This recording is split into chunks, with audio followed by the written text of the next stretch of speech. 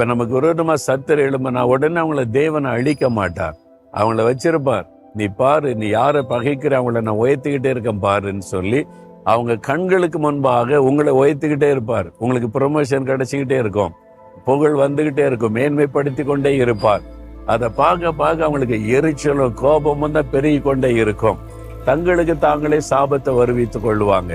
அதனால தான் ஆண்டவருடைய வசனம் சொல்லுது, உன் சத்துருக்களுக்கு முன்பாய் ஒரு பந்தியை நான் ஆயத்தப்படுத்துறேன், ஒரு விருந்து ஆயத்தப்படுத்துறேன், நீ சந்தோஷமா இருப்ப.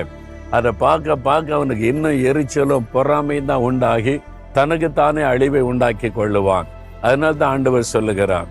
அதனால ஆண்டவர் உங்களை பார்த்து சொல்றார், என் மகனே மகளே, உன்னுடைய சத்துருக்களை குறித்து பயப்படாத, கலங்காத.